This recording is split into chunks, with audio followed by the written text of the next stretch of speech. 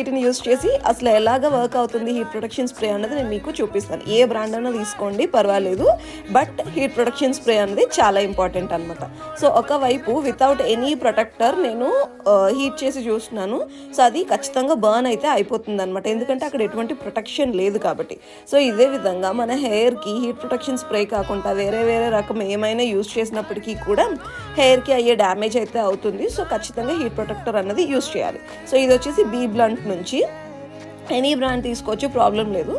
ఒక బడ్కి ఒకవైపు నేను ఇది స్ప్రే చేస్తున్నాను. ఇప్పుడు నేను సేమ్ ముందు ఎలాగైతే బర్న్ చేస్తానో అలాగే బర్న్ చేసి చూపిస్తాను. బట్ ఇదైతే కాలదనమాట, ఎందుకంటే ప్రొటెక్టర్ అన్నది ఒక బ్యారియర్గా ఉంది. సో మీరు కూడా ఏమైనా హీటింగ్ టూల్స్ యూస్ చేసేటప్పుడు, స్టైలింగ్ టూల్స్ యూస్ చేసేటప్పుడు ఖచ్చితంగా హీట్ ప్రొటెక్టర్ స్ప్రే అనే దాన్ని యూస్ చేయడం మాత్రం కంపల్సరీ. మనకి వేరియస్ బ్రాండ్స్లో హీట్ ప్రొటెక్టర్ స్ప్రేస్ అనేవి దొరుకుతాయి. Be Blunt, Toni and Guy, matrix